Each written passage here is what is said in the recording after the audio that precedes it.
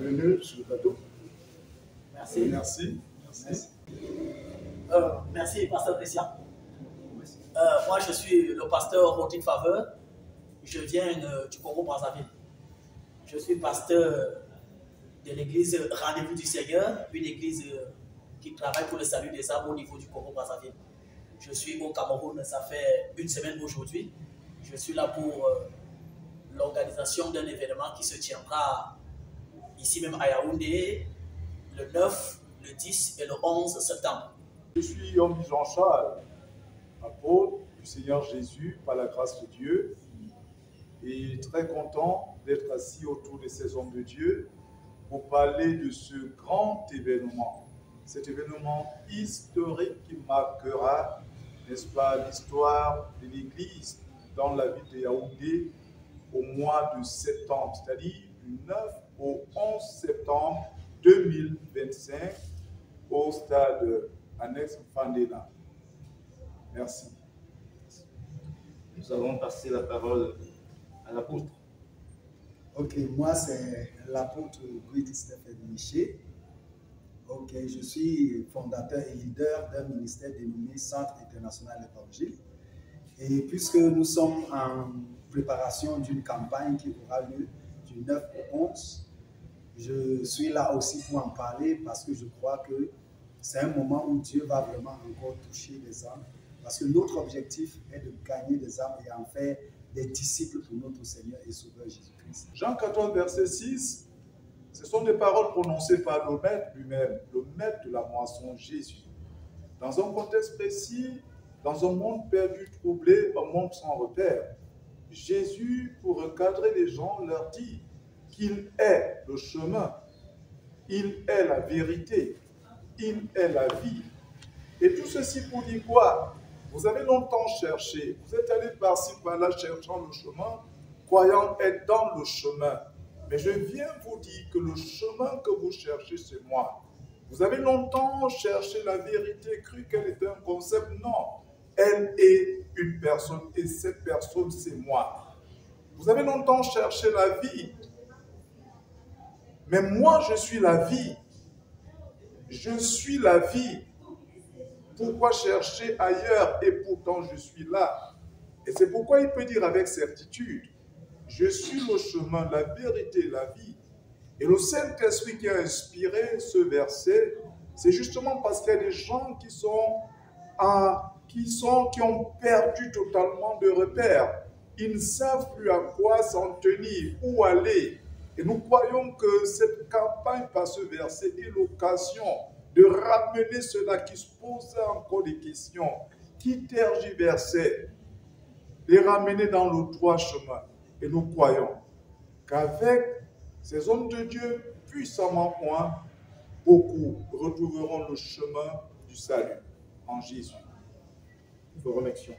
Alors je vais me tourner vers l'apôtre. Je vais te poser cette question. Quelle est la vérité que le Christ a emmenée dans votre vie? Dans votre vie? La vérité, déjà, c'est Jésus lui-même. C'est Jésus lui-même.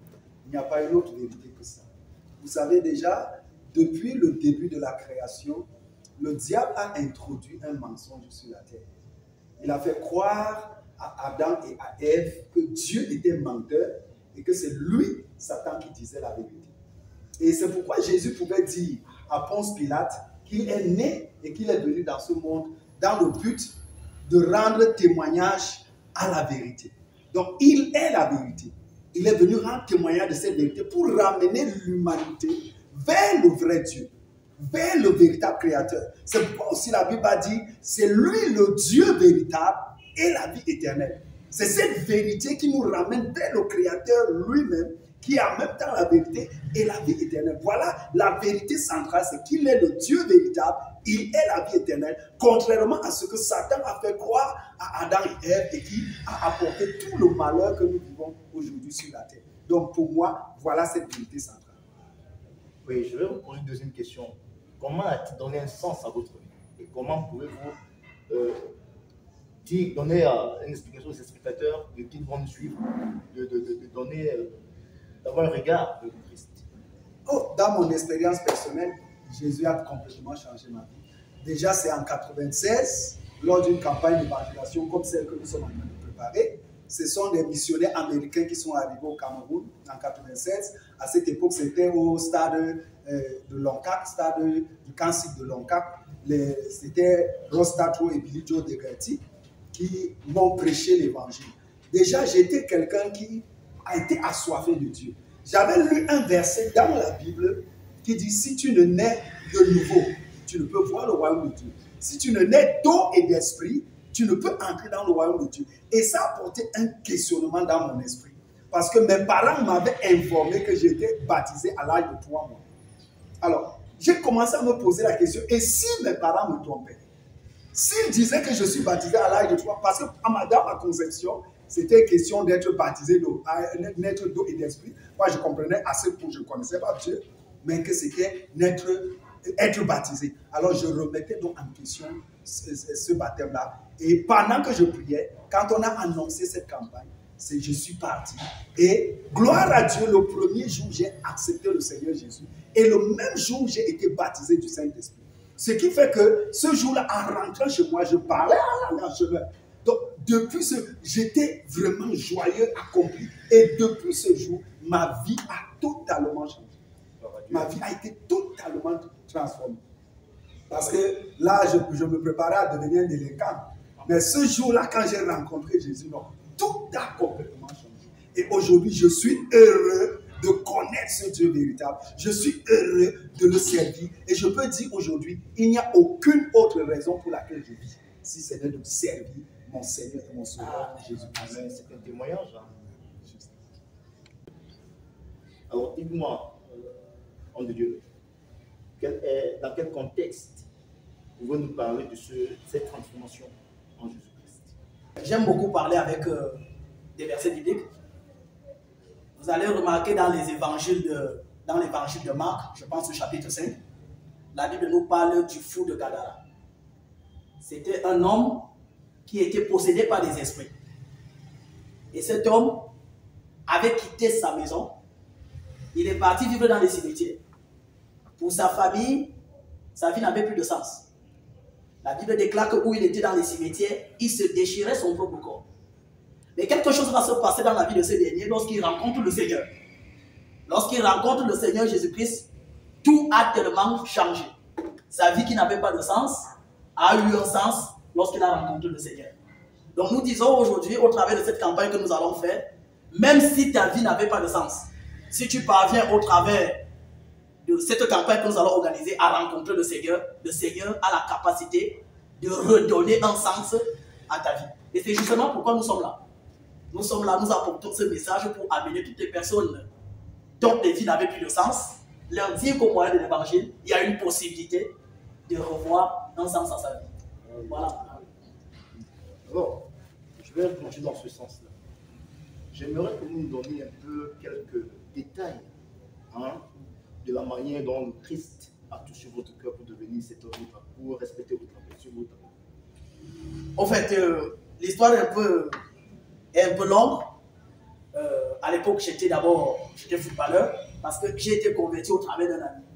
Là, je fais juste l'anecdote sur ma conversion. J'étais footballeur et déjà, j'étais tellement prêt à réussir dans le football. J'étais prêt à mettre la main partout pour réussir dans le football. Alors, je partais de féticheur en féticheur dans la quête de la puissance. Alors, c'est un ami, ici même au Cameroun à l'époque, il priait à Veracom. C'était une église du docteur Charles Soma. C'est lui qui vient me parler de Jésus. Et c'est lui qui me dit que Jésus est plus grand que tout ce que tu visites là. Et dans la quête de la puissance, c'est comme ça que je me suis lancé dans les affaires de Dieu. Et c'est comme ça, chemin faisant avec le Seigneur m'a gagné totalement. Et je suis son esclave aujourd'hui. Il faut préciser que vous êtes Camerounais. Je suis Camerounais, mais déjà aussi Congolais. L'alliance. Même pas nationalité. Ah, pas nationalité. J'ai la nationalité. Parce que le Seigneur m'a permis d'avoir une épouse congolaise. Et au travers d'elle, j'ai eu la nationalité. Donc, je suis Congolais. Merci. Alors, je vais me retourner vers le pasteur Numbi, qui nous parlera de la mission que l'Éternel lui a donné. Parce que dans toutes nos conversations, moi je dis, il est le petit frère de Jésus-Christ. Pourquoi cette appellation? Déjà, pourquoi cette appellation, le petit frère du Seigneur Jésus? Notre bien-aimé, le Congolais, il aimait beaucoup s'appuyer sur des versets bibliques.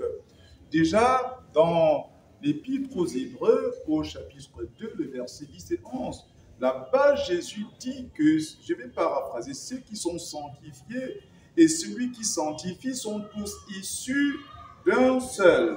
Et il dit, c'est pourquoi il n'a pas honte de nous appeler ses frères. Alléluia. Jésus n'a pas honte de m'appeler son frère. Et je ne saurais donc avoir honte de l'appeler mon grand frère, que j'aime bien présenter comme étant d'ailleurs le champion du monde, toute catégorie. Jésus, mon grand frère. Alors, la mission qu'il m'a donnée et le ministère déjà qu'il a permis que je mette sur pied porte ce nom, Ministère international de réveil et d'évangélisation. Ça, c'est ce qui s'est passé lors de la nuit du 11 au 12 octobre 1995 que j'ai reçu cela et que autant convenable, j'ai permis que je mette sur pied le ministère international de réveil et d'évangélisation. La mission que j'ai, c'est d'aller dans les lieux les plus retirés, là où ceux qui ont un apostolat uniquement dans les centres urbains ne vont pas, que moi je puisse y aller pour pêcher, sortir les âmes qui sont tenues captives dans l'arrière-village. La nécessité de l'évangile, n'est-ce pas, est là. Dans l'arrière-pays, quand vous dites à quelqu'un de vous lire, je vous dis, si vous inventez, vous dites, lisez-nous Jean-Jacques, le verset Jean-Jacques. Quelqu'un va se mettre à fouiller la Bible parce qu'il cherche Jean-Jacques, qui n'existe pas en ville. À peine vous dites cela, est-ce que ça existe? Et c'est ça. Donc dans l'arrière-pays, nous touchons l'évangile parce que la moisson est véritablement mûre là-bas. Nous évangélisons, nous implantons les assemblées, nous laissons les pasteurs, nous tenons des campagnes médicales avec beaucoup de gens qui sont opérés, soignés, qui reçoivent des lunettes et autres, vraiment une assistance d'évangile holistique. Nous les atteignons par leurs besoins.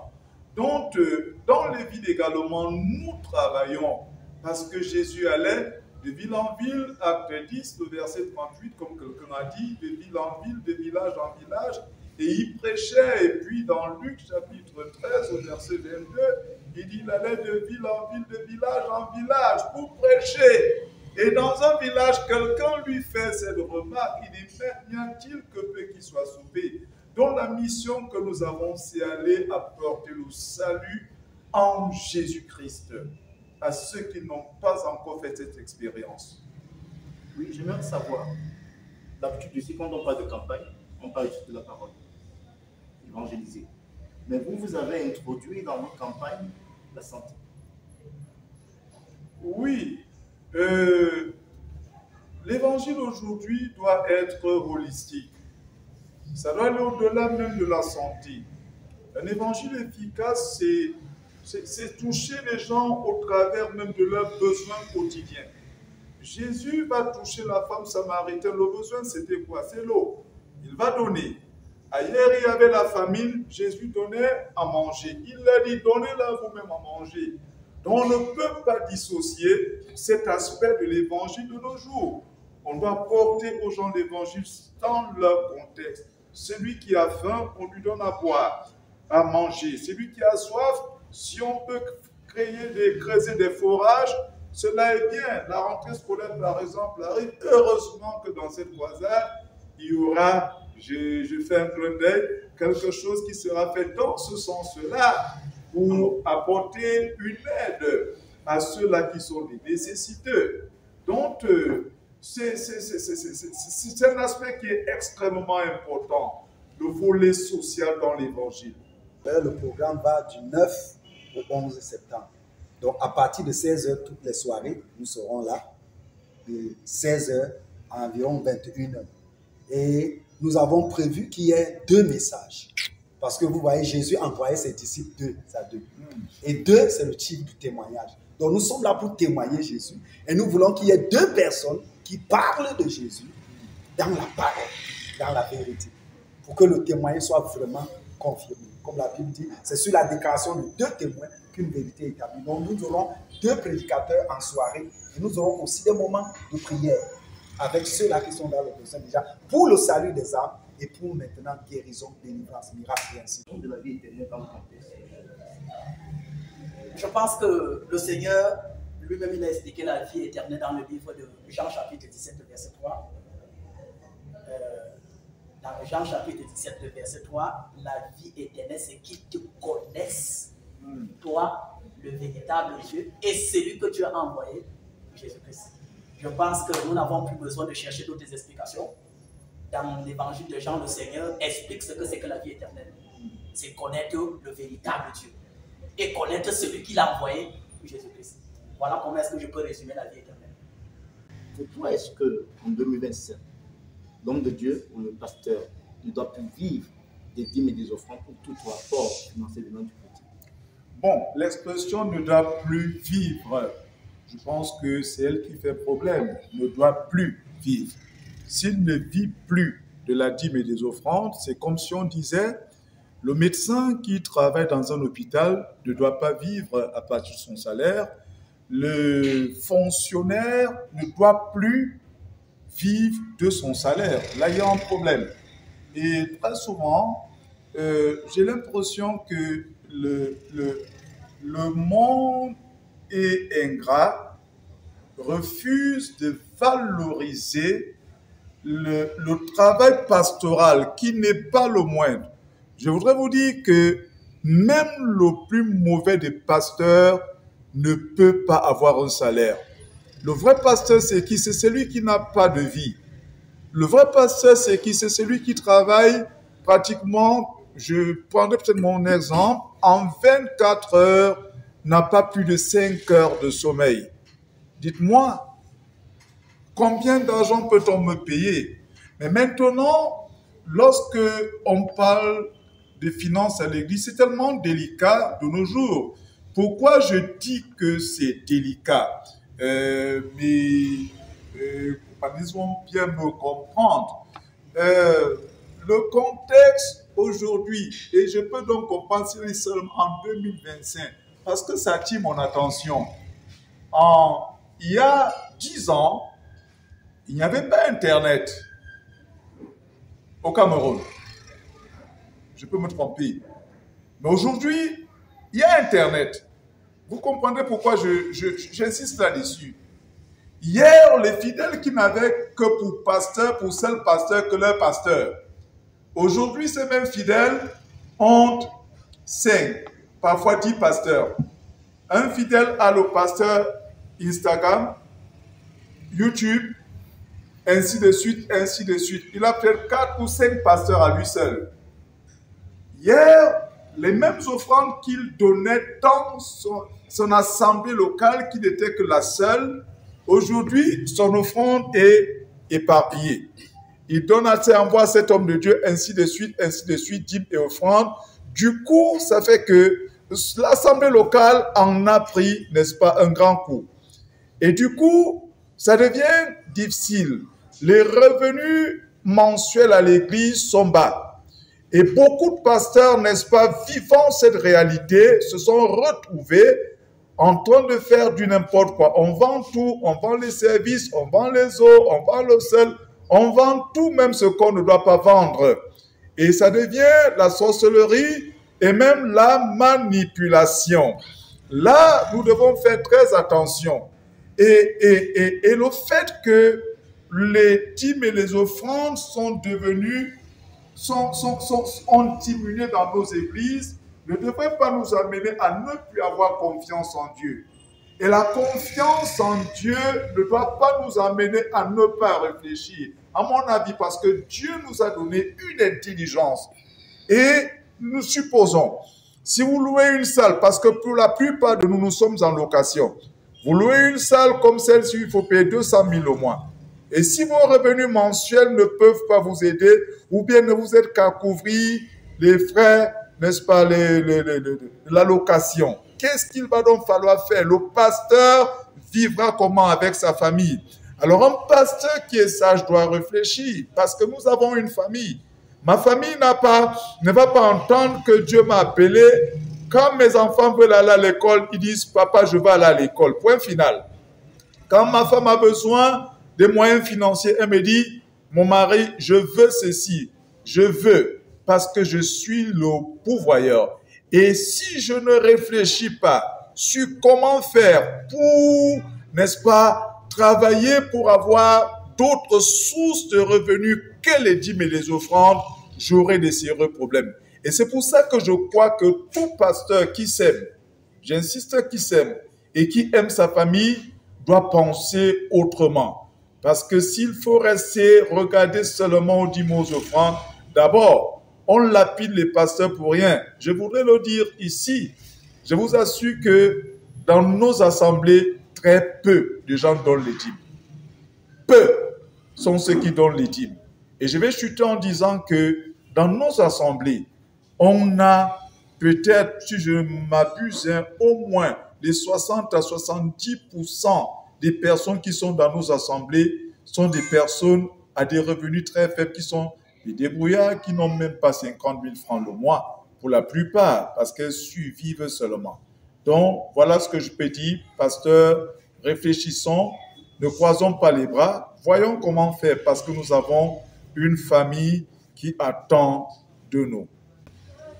Je prends la parole ici en m'appuyant sur ce que l'apôtre Itaque dit tout à l'heure là. Nous voulons déjà rassurer toutes les personnes que nous invitons à cette croisade que nous ne serons pas là en train de vendre les mouchoirs. Nous ne serons pas en train de vendre l'huile, faire des levées de fonds. En tout cas, on ne le fera pas. On ne fera pas tout ce que nous avons. Comme moi, par exemple, j'ai quitté le Congo-Brazzaville. Je suis venu pour apporter la parole de Dieu pure et authentique. Parce que c'est un challenge que nous avons.